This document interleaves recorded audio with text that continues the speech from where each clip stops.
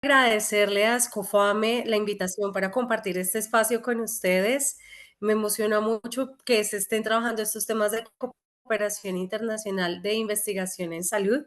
Y bueno, tener también como esta visión latinoamericana es para mí, y aprender de ustedes pues será muy agradable. Les quiero compartir algunos elementos tanto conceptuales como prácticos de la relación de la cooperación internacional para el desarrollo de la investigación.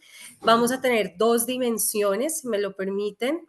Vamos a mirar desde la red, desde la visión global, todo lo que tiene que ver con investigación médica, la diplomacia científica, la relación que tiene esta diplomacia científica para abordar grandes retos de salud que se presentan en el mundo, la diáspora científica y la movilidad académica como una perspectiva para desarrollar tanto la investigación y la educación en salud, que es el tema que nos atañe el día de hoy. Y vamos a terminar con una revisión de qué acciones pueden desarrollar las universidades y las facultades de medicina para poder enlazarse en todas estas discusiones internacionales, en los espacios de cooperación, pero también generar iniciativas que permitan favorecer y que permitan el crecimiento de la investigación en las instituciones y, por qué no, estar ligada a todos los procesos educativos que allí se presentan. Entonces, el contenido de la presentación se va a dividir en 4 momentos. En el primero voy a hablar sobre qué es diplomacia científica, por qué es importante la diplomacia científica en los contextos de investigación global. Luego vamos a hablar sobre redes globales de investigación. Posteriormente vamos a hablar sobre movilidad científica y diásporas académicas para poder abordar ya estos temas de colaboración conjunto y aprovechar el capital humano que hay en diferentes territorios. Y por último, como les decía, algunas acciones intraorganizacionales. Entonces, en primer lugar, la diplomacia científica tiene como objetivo promover las relaciones científicas globales, fomentar asociaciones internacionales de investigación e impulsar las innovaciones sanitarias. Ahora, ¿qué es la definición propia de la diplomacia científica? Es el uso de la colaboración entre naciones para abordar desafíos globales y construir asociaciones internacionales. La diplomacia científica surge de tiene diferentes dimensiones que vamos a mirar. Lo primero es la ciencia en la diplomacia. ¿Qué significa esto? Cómo las diferentes investigaciones, cómo los diferentes desarrollos tecnológicos pueden ayudar a los gobiernos a establecer mecanismos de cooperación entre ellos y solucionar barreras que se presentan de manera política.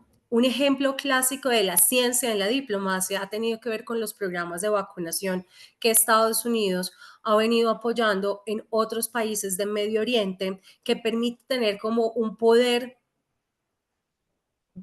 un soft power, un poder suave para poder ayudar y poder hacer una transferencia de conocimiento, no solamente con las vacunas, sino con la capacitación del personal. Claro, y hay mucha discusión al respecto frente a lo que eso implica desde el punto de vista geopolítico y de las guerras y la incidencia que ha tenido, por ejemplo, el uso de algunos programas de vacunación como estrategias de espionaje, pero esto es como muy, muy lejano. Pero la ciencia en la diplomacia lo que permite también es crear vínculos suaves entre las organizaciones y entre los países para poder armonizar las relaciones y el desarrollo. Esa es una visión. La otra es diplomacia para la ciencia, que es súper importante desde el punto de vista de las universidades, y es cómo podemos lograr que a través del gobierno, a través de las agencias de cooperación, cómo a partir de las agendas públicas que se manejan en las cancillerías o en los diferentes organismos, podemos impulsar temas que son relevantes a nivel científico y de salud para el país y que vamos identificando. Y creo que este es uno de los puntos más importantes para las universidades, porque aquí es en donde se puede establecer una relación tanto con el gobierno nacional, a partir de la evidencia que se produce en investigación que hacemos en nuestras organizaciones, y demostrar por qué es importante que ellos apoyen ciertas agendas y nos ayuden a tener relacionamiento con otros países que posiblemente o tengan mayor experiencia o tengan fondos, o de otro lado, cómo poder traer personal a que venga y se forme con nosotros.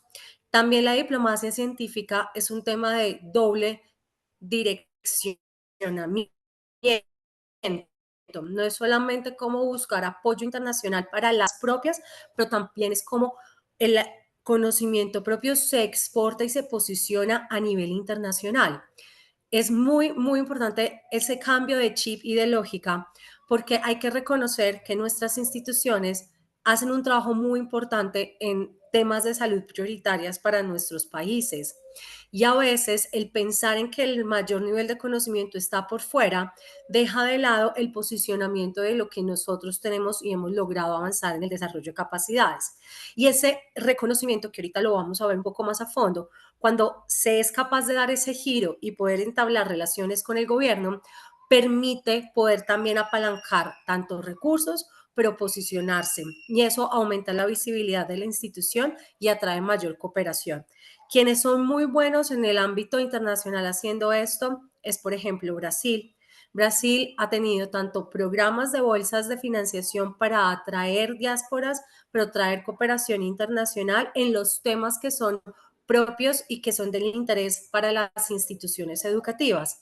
En el caso de Sao Paulo, por ejemplo, tenemos la bolsa de FAPESPI, que permite en temáticas prioritarias para las instituciones educativas hacer entrenamientos internacionales a investigadores y tomadores de decisiones para que se formen en Brasil y se puedan construir relaciones de cooperación. Pero eso se logra a través de la diplomacia para la ciencia, de poder establecer todos estos canales de comunicación con los gobiernos para que se pueda fortalecer la capacidad local. Y el otro lado es la ciencia para la diplomacia, que lo que busca es generar bases de conocimiento, evidencia robusta para la toma de decisiones, pero también para poder entablar relaciones con otros países. Entonces, esas son como las tres dimensiones donde hablamos de diplomacia científica, y en la segunda es en donde las universidades pueden tener mayor incidencia. Los enfoques de este concepto es aprovechar ese conocimiento científico para informar los objetivos de política exterior, facilitar la cooperación y utilizar la ciencia para mejorar las relaciones internacionales. Algo que es supremamente importante en este tema de la diplomacia científica es que no depende solamente de los gobiernos, sino que también las instituciones educativas han venido avanzando en generar centros de diplomacia científica para toda su organización, y así se pueden enlazar con los diferentes organismos nacionales e internacionales para poder apalancar las agendas propias. Entonces, en ese orden de ideas, yo quiero dejar el mensaje que la diplomacia científica, si bien pareciera algo que sale del contexto universitario, tiene una amplia interrelación, y cada día las instituciones están desarrollando organizaciones, grupos de investigación, centros de excelencia alrededor de la diplomacia científica. Entonces, es como uno de los mensajes que hay alrededor de este tema para todos. Bueno, ¿cómo las universidades, que era el tema que les estaba comentando, pueden fortalecer esa diplomacia y participar activamente? Entonces, en primer lugar, establecer o articularse con centros de diplomacia científica que haya en el país, en su propia organización, o que identifiquen a nivel internacional. Este es un ejemplo del Centro de Diplomacia Científica de la Universidad de Tufts, que ha venido no solamente desarrollando marcos conceptuales para fortalecer la diplomacia científica, para fortalecer sus relaciones institucionales, sino que se ha convertido en un modelo para poder lograr ese relacionamiento con actores del sector. Desarrollar planes de estudios de diplomacia científica.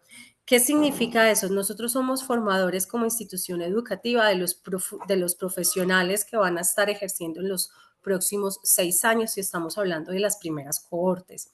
Es necesario que ese profesional también esté entrenado y que conozca de que todo hay un mecanismo de cooperación internacional muy grande en salud.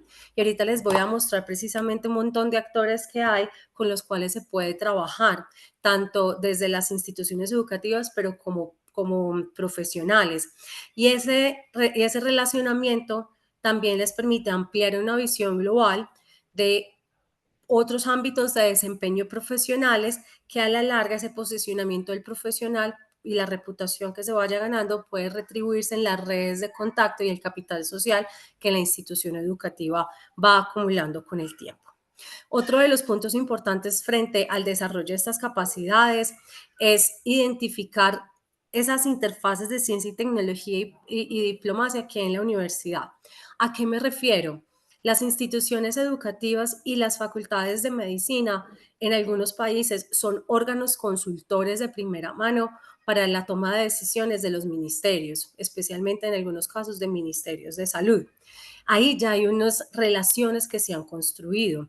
También organizaciones como la Organización Panamericana de la Salud, que es un canal muy importante de recursos internacionales, normalmente subcontrata muchos de los programas que ejecutan en los territorios con organizaciones de base. Y cuando hablo de organizaciones de base, son universidades. Entonces, hacer ese mapeo de con cuáles organismos internacionales hemos colaborado de manera de asesoría, consultoría, proyectos de investigación, también nos permite identificar qué capacidades tenemos, qué capital social hemos acumulado y cómo podemos visibilizarnos cada vez más frente a esos actores que también tienen una voz política muy importante. En el caso de la Organización Panamericana de la Salud, cambia de país en país. En algunos sectores es muy técnico, en otros casos sí tiene una incidencia política mayor frente a el relacionamiento que se establece con los ministerios de salud. Y cuando estamos hablando de países como Colombia, por ejemplo, en donde el rol de la OPS es un poco más técnico, ese mecanismo de relacionamiento con esta organización lo que nos va a ayudar es a poder mirar qué trabajos globales ellos están implantando, desarrollando. Por ejemplo, hay iniciativas de salud global que ellos están llevando a países como Colombia, México, Perú. Y en ese relacionamiento, ver que nuestras capacidades e investigaciones, ellos estarían interesados y podemos establecer alianzas para poder colaborar y ejecutar esos programas que ellos están llevando de nivel global a los niveles territoriales. Ahora, es súper importante saber qué agendas nacionales hay respecto a los temas de salud y cuáles son esas prioridades. Cada país va manejando unas, a medida que pasa el tiempo y se van consolidando ciertos debates políticos, hay unas áreas de interés prioritaria. En el caso de Colombia, por ejemplo, como estamos en medio de una reforma al sistema de salud, hay muchas agendas consultivas frente a los modelos adecuados de salud que se deben de implementar y los cambios que se tienen que presentar. En el caso, por ejemplo, país que tuvimos todo el tema de la migración de poblaciones venezolanas, que también se presentó en toda Latinoamérica, hubo un boom de cooperación internacional para poder hacer el apoyo al sistema de salud para la absorción y mitigación de los efectos que tenía esta no la población, sino la llegada de la población irregular sobre el sistema de salud, porque generó algunas presiones tanto económicas como algunas presiones en la atención.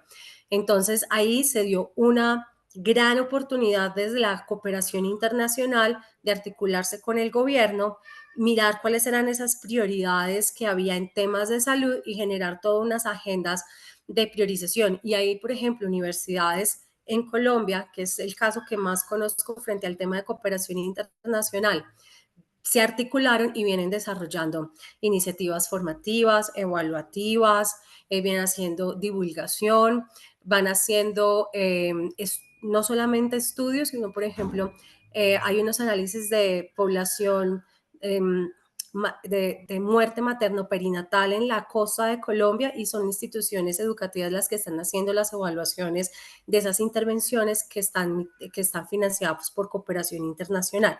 Entonces, entender esas agendas que se están dando y esas prioridades también es importante porque la forma en la que se mueven muchos de los recursos internacionales es a través de cooperación nacional. Entonces, en el caso de Colombia, tú tienes la Cancillería y la Agencia de la Cooperación y ellos son los que van distribuyendo y definiendo en qué lugares del país se debe de dar como ese apoyo que vienen dando organizaciones como USAID, GIZ, la misma OPS, como les mencionaba, COICA. Ahorita vamos a ver algunas de ellas con las que he tenido la posibilidad de trabajar.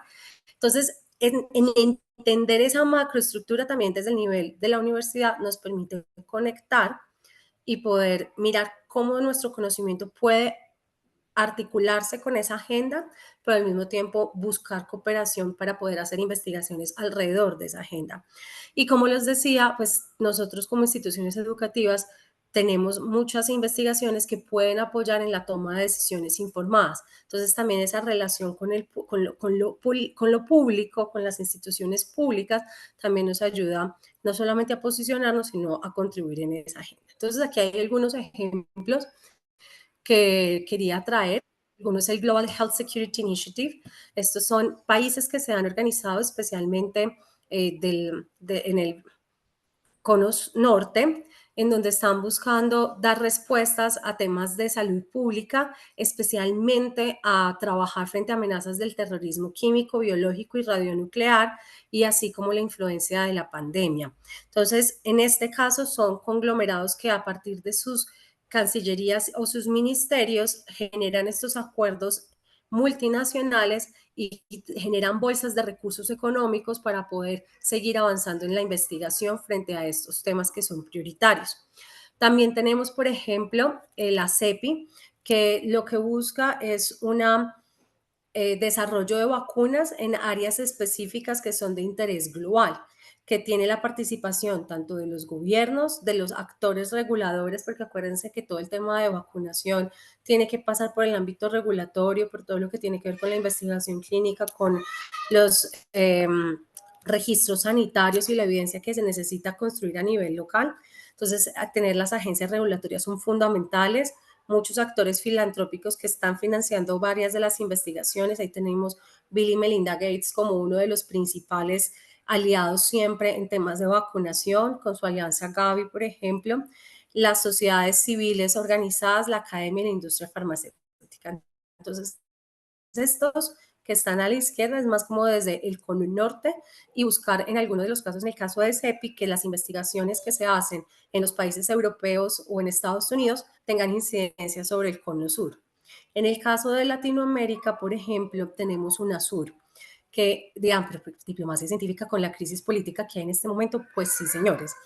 UNASUR, por ejemplo, con los años que se ha venido trabajando, se ha logrado establecer programas e intercambios de becas entre investigadores y la creación de algunas redes de colaboración en temas de salud.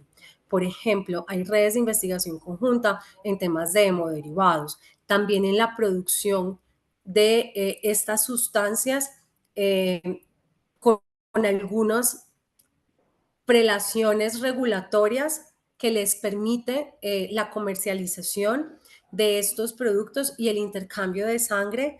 Por ejemplo, esto es algo que hace en Argentina la Universidad de Córdoba, que tiene un gran centro de hemoderivados, y a partir de los acuerdos que hay con UNASUR es capaz de procesar sangre que viene de Brasil y de Paraguay, de Uruguay y la propia Argentina, produce hemoderivados, no se les cobra un valor comercial, sino que lo que se hace es una retención o un porcentaje del producto procesado se queda como mecanismo de pago y el resto de los hemoderivados regresan al país de origen.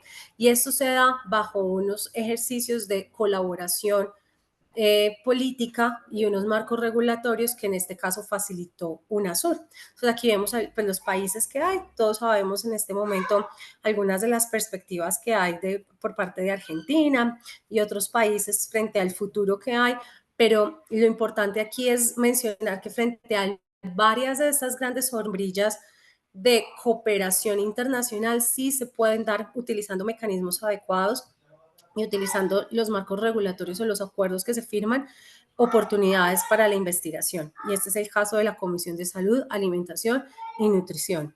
Para quienes nos acompañan, por ejemplo, de Argentina, hay una fuerte cooperación en este momento entre Brasil y Argentina a partir de UNASUR para la movilidad internacional. Entonces, este tipo de acciones de diplomacia científica, si se logran mapear, también son de gran aporte para las universidades.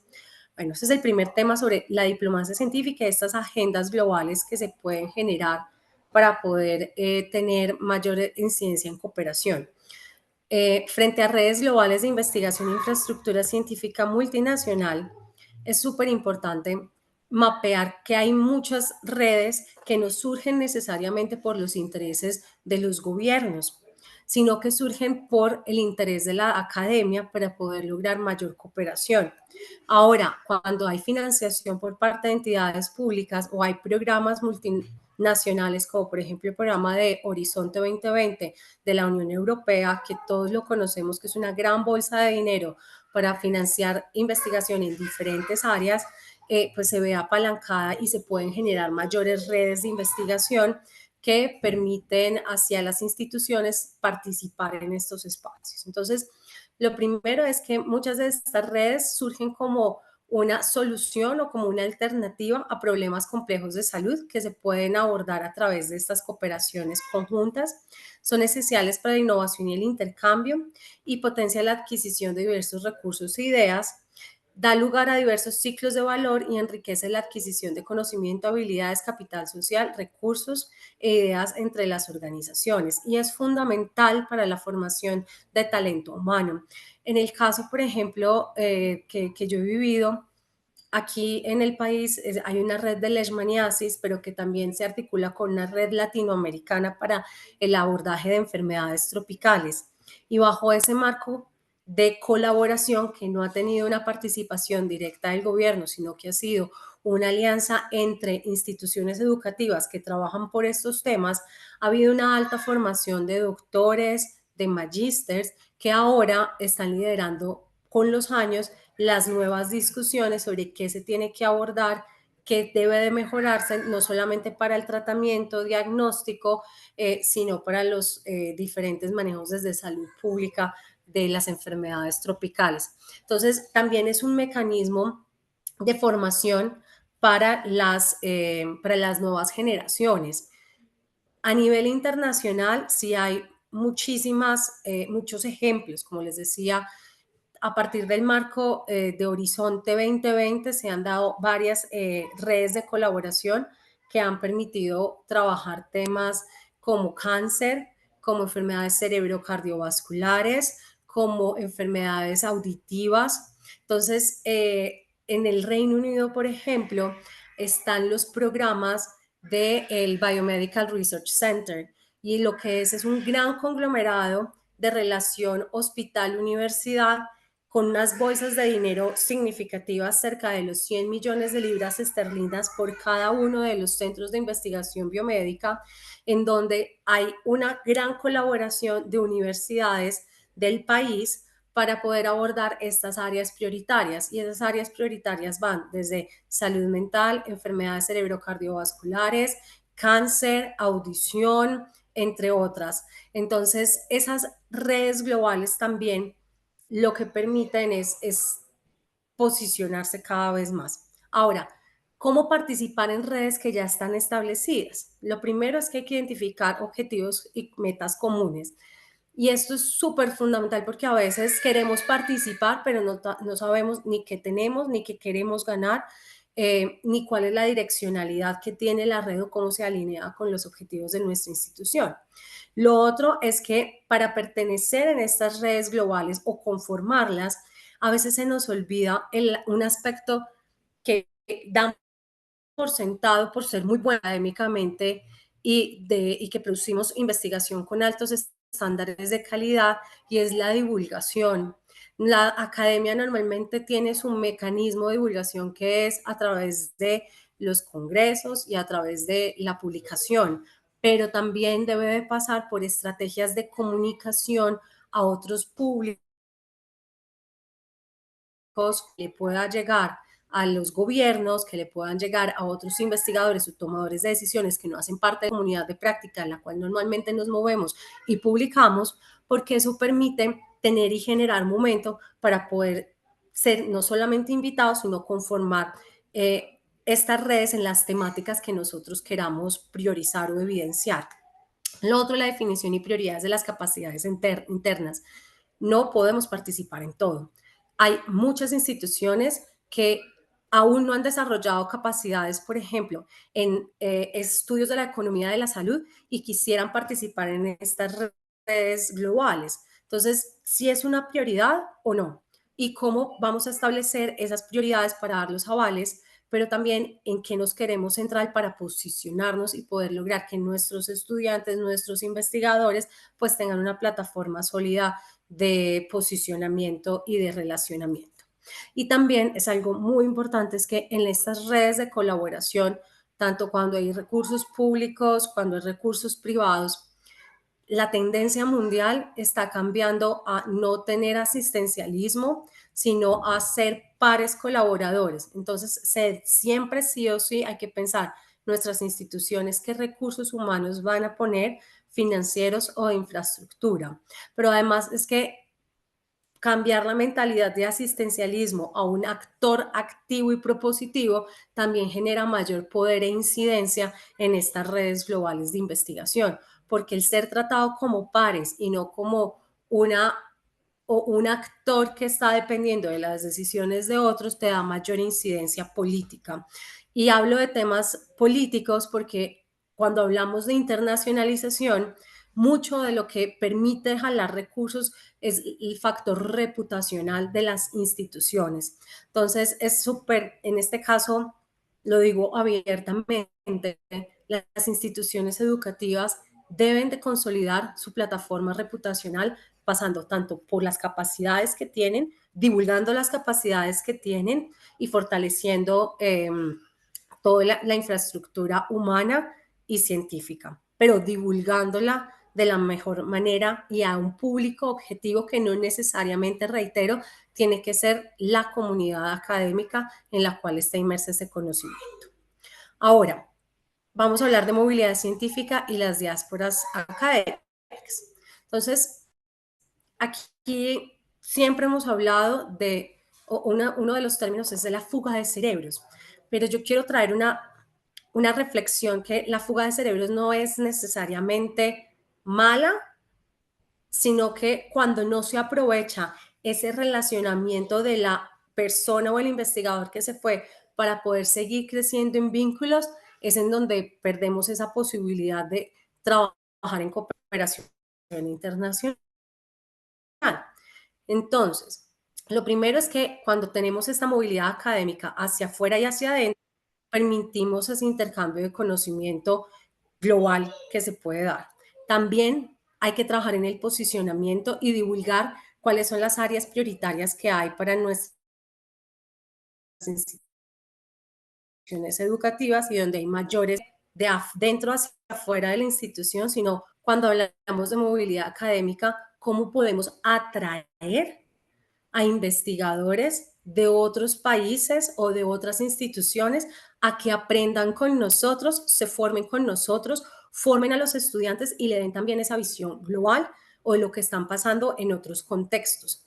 Porque la lógica tradicional, cuando lo miramos desde la cooperación y la movilidad académica, es como salimos, nos exponemos a otros contextos y regresamos a la institución o a replicar o a Doctora, generar proyectos o a doctora buscar Valencia. convocatorias. Pero hay una mirada también que, hola, ¿ya se va a acabar el Hola, tiempo? hola, Sí, doctora. No, ya voy a doc, acabar. no, doc, tiene tiempo, sino que a mí a rato se me corta la señal, entonces no sé si podría de pronto apagar su video, es que a veces se queda como congelado Ah, el listo. video. Va bien Déjame así entonces todo. yo lo cambio. Listo. Listo. Entonces, este es como el otro mensaje, es cómo nos posicionamos para trabajar en conjunto y traer a otros investigadores. Entonces, ese sería el otro mensaje que les estaría dando en este caso.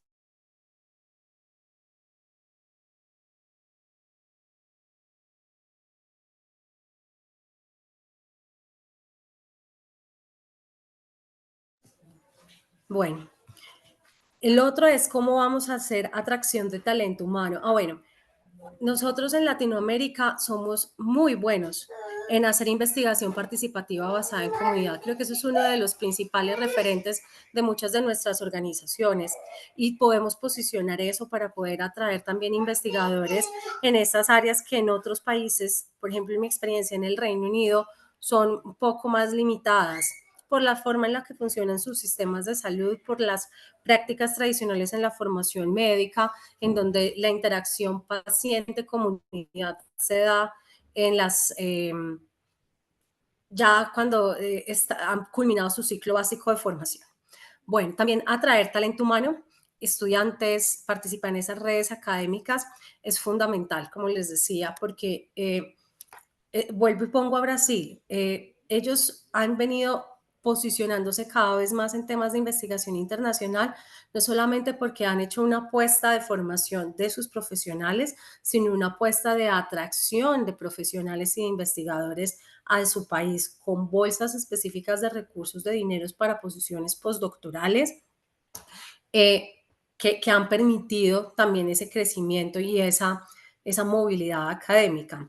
Hay instituciones que cada vez están avanzando en generar plazas de investigación para extranjeros o para el talento nacional con alta relación internacional, pero también podemos traer estudiantes que están en algunos periodos de su formación académica y se pueden hacer acciones como pasantías, cursos de verano, residencias de investigación, residencias de postdoctorado y hacer eventos conjuntos para atraer docentes extranjeros o investigadores, hacer jornadas, eso permite posicionar la institución y atraer a ese capital humano que es muy importante para la cooperación internacional. Entonces, en esas acciones específicas, las facultades de medicina sí pueden trabajar bastante para poder promover que venga ese talento humano extranjero con su experiencia y mapear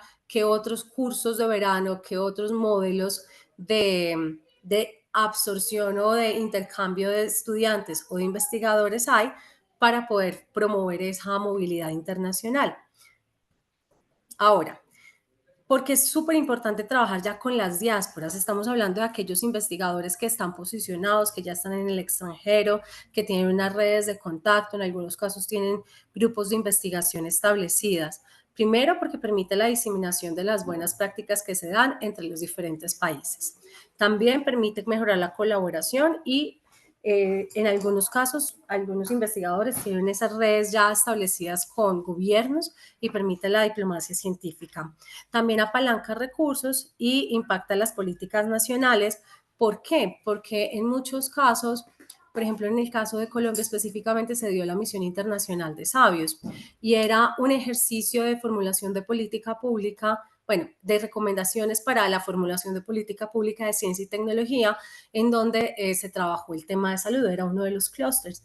Y con las diásporas que hay, en este caso en Francia, se logró el contacto con una de las investigadoras más reconocidas del país en temas de virología y de papiloma humano, que es la profesora Nubia Muñoz, quien participó en este ejercicio y se pudo, con una evidencia a partir de la relación que hay con Francia, contribuir a esa formulación del programa de salud para los próximos años. También teníamos otros investigadores de otros países que hacen parte de la diáspora que permitió enriquecer la agenda de formulación, más todo el ejercicio que se hizo a nivel nacional de consolidación de evidencia y de mirar con los investigadores sus necesidades en salud, cuáles eran las áreas prioritarias, cómo trabajábamos en la consolidación de una mejor plataforma estratégica de educación humanizada, una educación resolutiva, entonces, y que fuera en primer nivel, por ejemplo.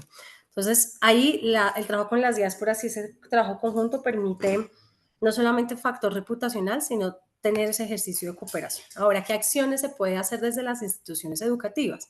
Primero, hacer un mapeo de los egresados y en dónde están en el mundo, en qué áreas están ellos trabajando, establecer esas redes de diásporas temáticas. Entonces, si tenemos investigadores que se encuentran en Argentina, en Ecuador, en Estados Unidos, que están trabajando en temas de cáncer de mama, se puede establecer esas redes consultivas en donde podemos hacer congresos, talleres, espacios, tutorías, recomendaciones, hacer algunas clases con ellos. Bueno, hay muchos mecanismos que se pueden hacer cuando ya uno puede identificar esas temáticas de interés en donde tiene una diáspora consolidada y poder generar esas redes. Atraer a exalumnos de la diáspora para cooperar, no necesariamente para que residan en el país, sino como les estaba diciendo, por redes temáticas, poder hacer todo un ejercicio de revisión, hacer conversatorios, foros, plantear con recursos algunas convocatorias de investigación que incluyan a la diáspora de la institución educativa o a la diáspora nacional.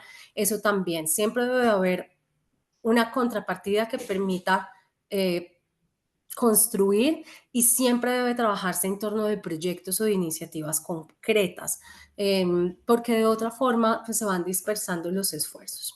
Crear redes de excelencia e involucrar a las organizaciones en las cuales están trabajando las diásporas. Entonces ahí, si ustedes identifican que tienen un gran grupo de diásporas trabajando en Johns Hopkins en los Estados Unidos, más allá de establecer relaciones unilaterales con los diferentes investigadores, el siguiente paso sería hacer un acuerdo marco en las temáticas que hay comunes entre las dos instituciones para poder fortalecer la movilidad académica.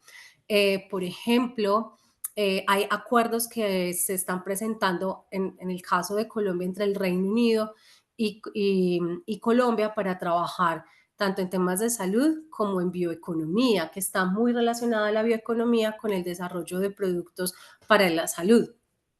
Entonces, eso se empezó a dar a partir del mapeo de las relaciones que existen entre los dos países, a nivel nacional, pero que une a las universidades, porque ya se ha dado una amplia movilización académica entre los dos países. Entonces,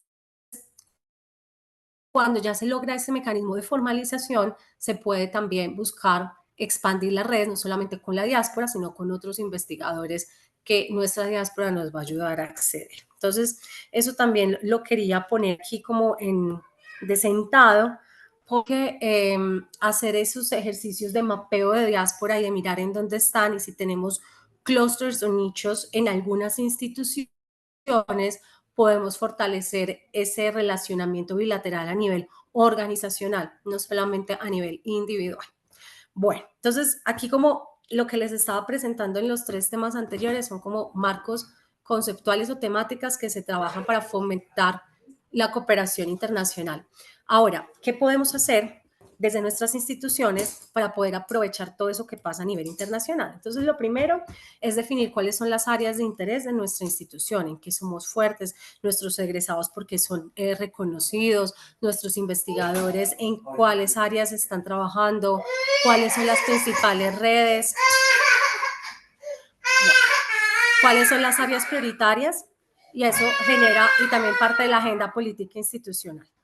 Hay que mirar esas capacidades y las áreas que requieren fortalecimiento, pero que son prioritarias de la agenda que tiene nuestra institución. Ese capital social que les decía, el mapeo de las colaboraciones previas, nuestra diáspora, eso es importante establecerlo. Y otro, las capacidades operativas. ¿Qué pasa? Muchas veces tenemos los contactos, los recursos, pero no tenemos quien tenga el tiempo para la formulación de los proyectos.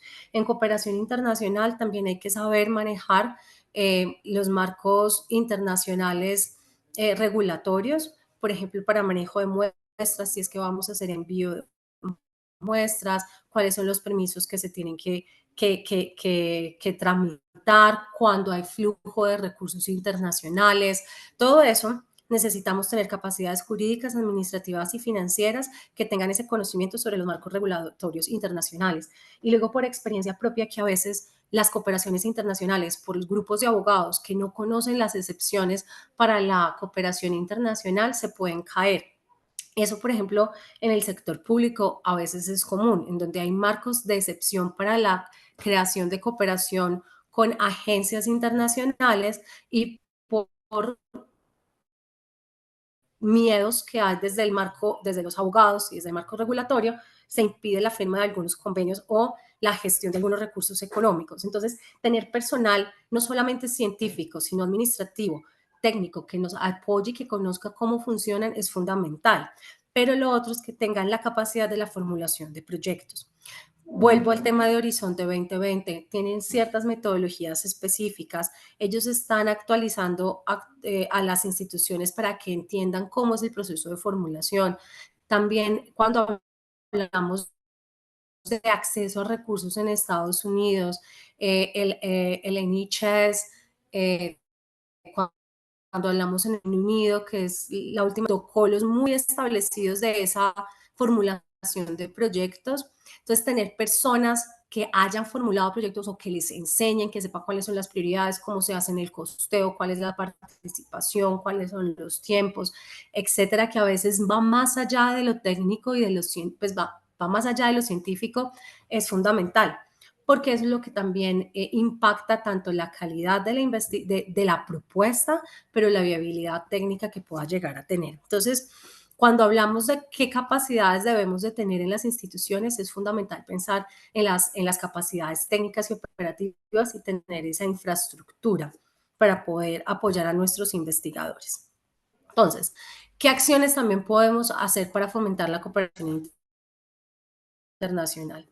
Uno, implementar convocatorias de movilidad internacional de adentro hacia afuera y de afuera hacia adentro para atraer en los temas que son prioritarios investigadores. Dos, plan de intercambio y visitas académicas. Tres, mapeo de agencias de cooperación internacional con énfasis en salud. Les voy a dar algunos ejemplos ahorita. Participar en programas internacionales de investigación. Participar en cuanta conferencia también se le pueda a los investigadores financiar o a los estudiantes. Tener esas unidades de formulación de proyectos que tengan ese énfasis en la cooperación internacional para poder trabajarlos. Entonces, vamos a ejemplos más concretos de temas que son prioritarias en la agenda pública. Entonces, tenemos todas las organizaciones del sistema de Naciones Unidas.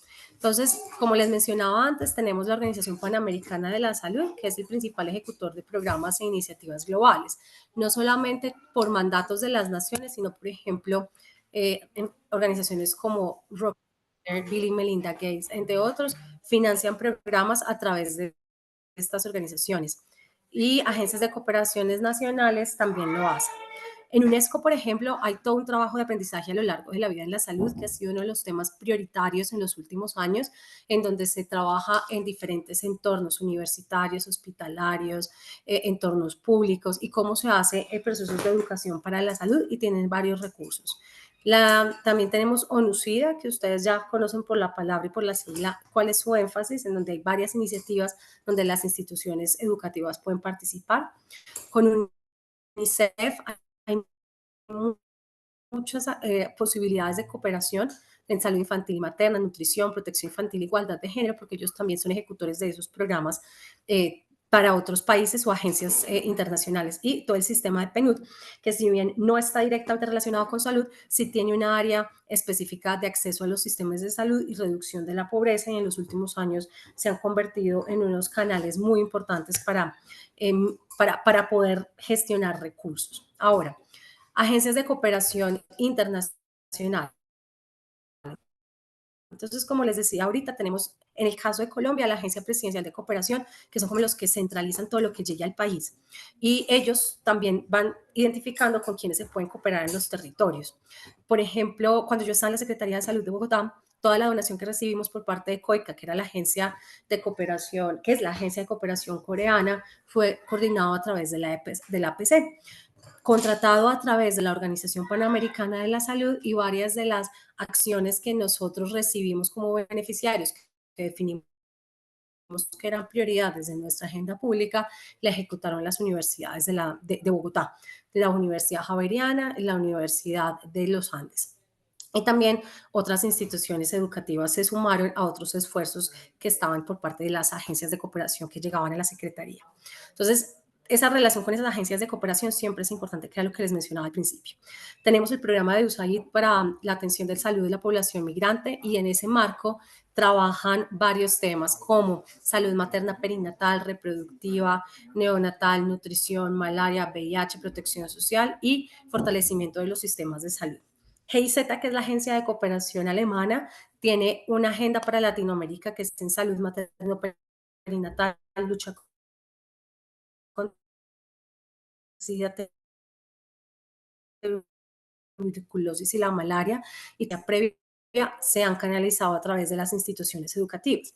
La OEM de salud mental, ellos funcionan como intermediarios entre gobiernos para poder ejecutar con ellos los programas y a partir de su red de aliados, ellos ejecutan esas iniciativas. En Bogotá, a partir de experiencia propia, nosotros hicimos todo un tema de humanización de servicios de salud con la OEI y lo trabajamos con la Universidad Nacional de Colombia, lo trabajamos con la Fundación Cardioinfantil, que es un hospital, y con ellos desarrollamos todas las actividades en los hospitales de la red pública que habíamos priorizado. Entonces, en el caso de la OEI, ellos también son ese puente entre gobierno e instituciones para ejecutar programas. COICA, que tiene un alcance en Latinoamérica cada vez mayor, está muy enfocado en enfermedades infecciosas, acción climática y salud, educación, agua, saneamiento e higiene. Y lo mismo, ellos, por ejemplo, tienen como mandato trabajar con el sistema de las Naciones Unidas y en el caso de salud, trabajar con la OPS y que sean ellos los ejecutores de todos los recursos que van a hacer en el país. Entonces, por experiencia, cuando hicimos todo el ejercicio de la recepción de la donación, como les decía previamente, fue a través de OPS que se hizo toda la subcontratación. Esta es la agencia española que tiene atención integral de niños, niñas y adolescentes migrantes en Colombia. Entonces, muchas de las agencias tienen sus propias agendas de salud y tienen mecanismos de distribución de esos recursos distintos. En algunos casos son intermediarios y seleccionan a nivel local los ejecutores, en otros casos son receptores de la cooperación internacional, tienen otro intermediario a nivel nacional y ese intermediario es el que llega a los territorios a ejecutar las iniciativas. Entonces, algunos de los desafíos es el tema cultural, el idioma, la financiación y recursos limitados. Cuando lo pensamos más de adentro hacia afuera, siempre hay que pensar que las instituciones deben de tener algún recurso para cooperación. Hay que manejar las expectativas, porque a veces pensamos que la cooperación internacional o lo que se hace afuera es mucho mejor que lo que nosotros hacemos o viceversa. Y es bueno conocernos, saber en que primero reconocer en qué somos buenos y poder mirar hasta qué punto estamos esperando que nuestro aliado en el tema priorizado pues nos pueda compartir conocimiento, podamos hacer proyectos en conjunto. Valores e intereses diferentes en la relación. Y esto es súper importante porque a veces nuestros factores culturales en Latinoamérica somos muy dados al cuidado. Nuestra formación de los profesionales de la salud no solamente está en tener una alta reputación como profesionales, sino que realmente hay todavía una ética frente al cuidado que es muy, muy valiosa y que cada vez se va perdiendo. Entonces, cuando tenemos sistemas de valores distintos entre los países o entre los sistemas de formación o como nuestros egresados están viendo la sociedad, a veces se pueden dar esas confrontaciones y no se dan las posibilidades de cooperación porque en algunos casos se está pensando más hacia la producción académica, en otros casos se está pensando más entre la incidencia territorial. Entonces es necesario tanto esa gestión de expectativas como de valores poder balancearla. Bueno, yo hasta aquí dejo porque creo que ya vamos sobre el tiempo, pero les agradezco por la oportunidad, por la invitación, muy atenta a las preguntas que puedan llegar a tener. Es un tema muy amplio, se sobrelapan tanto marcos conceptuales como actividades y acciones, pero que si una institución logra consolidar una estrategia de capacidades internas y de posicionamiento, pues les puede abrir muchas oportunidades, no solamente para sus estudiantes, para que tengan esa movilidad, tanto para sus investigadores, sino para tener ese factor reputación, conocimiento y formularlas. Yo quiero que ese es el mensaje que les quiero dejar en esta charla. No solamente es pensar en que los otros nos vean, sino cómo nosotros formamos en redes en lo que somos buenos, en donde podemos liderar, en donde podemos atraer capital humano, traer experticia y seguirnos fortaleciendo. Yo creo que Latinoamérica tiene una gran oportunidad de mostrar todas sus aproximaciones en salud, en promoción y prevención. Nosotros somos muy buenos y creo que a veces no nos lo creemos en esa formación que tenemos de nuestro talento humano, en ser resolutivos y que a veces simplemente porque pensamos que tenemos recursos limitados, no somos capaces de valorarlos. Y eso es algo que tenemos que mostrar y que podemos seguir atrayendo estudiantes y investigadores y diferentes actores para que estén con nosotros en ese ejercicio. Entonces, hasta aquí dejo. Muchas gracias. Doctora Valencia, muchísimas gracias por tan maravillosa intervención. Tiene comentarios muy positivos en el chat, nos gustó muchísimo y creo que como lo expresa el doctor Salvador en uno de los mensajes que le deja en el chat, usted nos acaba de plantear un mapa de ruta muy claro, el paso a paso de lo que debemos hacer para fortalecer estas redes. Entonces, en este momento quisiera darle la palabra a la doctora Elizabeth Peralta. Ya tiene 2 preguntas para realizarle, doctora. Entonces, por favor, doctora Peralta. Muchas gracias, buenos días, excelente, excelente conferencia. Las preguntas son las siguientes. Su institución, ustedes tienen un equipo contratado para trabajar la parte de investigación y mantener la vinculación a las redes. O sea, es un equipo específico contratado para eso. Y la segunda, ¿cómo logran que los docentes y los estudiantes que no son investigadores de ese equipo se integren adecuadamente a las redes que ustedes han elegido para participar como institución? Gracias. Te escuché bien la primera pregunta, la Ok. segunda no tanto. La segunda es cómo los docentes y los estudiantes que no forman parte de ese equipo contratado, de los generales, el grupo general de docentes y estudiantes, puedo hacer que se motiven a participar en las redes que ya ustedes eligieron para colaboración. Gracias. Claro que sí. A ti. Listo. Frente a las capacidades internas de la organización, en la Universidad de Antioquia sí hay en la Facultad de Medicina una persona dedicada al tema de relación internacional y en la universidad también hay un equipo que se dedica a ese mapeo y a ese acuerdo y generación de acuerdos. Cuando yo trabajaba en la Secretaría de Salud de Bogotá, también como responsable del área de cooperación, tenía una líder que hizo todo el levantamiento de necesidades de cooperación, también qué relaciones ya teníamos para construir a partir de eso. Entonces sí había, en ese caso sí había una persona dedicada bajo mi supervisión y en esta universidad en la cual actualmente me encuentro también lo hay. Que, ahora, ¿qué pasa cuando no hacen parte del equipo ni los estudiantes ni los investigadores? Lo que se hace son estrategias de divulgación para que ellos se enteren de esas oportunidades y también conozcan los procesos y procedimientos si ellos tienen la posibilidad de generar vínculos unidireccionales, ya sea con otra institución u otro programa, para no dejarlos solos, porque a veces sucede que las instituciones, los investigadores en su práctica académica van generando esa, para la formalización, pues no tienen el acompañamiento adecuado. Entonces también es que ellos conozcan que existen algunos procedimientos, pero también la universidad los mapee, porque lo que les decía ahorita, si hacemos esas redes de clúster y sabemos que tenemos varias cooperaciones en diferentes instituciones, pues nos ayuda a mejorar también la estrategia. Doctora Valencia, muchísimas gracias por la respuesta. Creo que nos quedó muy clara. Quisiera saber si tienen más preguntas para la doctora Valencia antes de darle inicio a la intervención del doctor Valdés. Por acá, si tienen, pueden levantar la mano o también pueden hacer preguntas adicionales en el chat del grupo.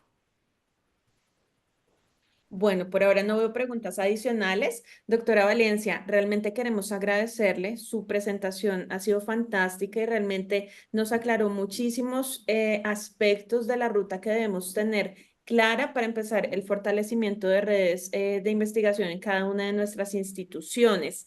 Realmente creo que tal vez le lleguen preguntas posteriormente. En caso de ser así, pues nosotros se las compartimos y las socializamos en el aula virtual del grupo. Muchísimas gracias, doctora Valencia, y espero que nos mantengamos en contacto. Le invito a revisar también los mensajes que le dejaron en el chat de agradecimiento.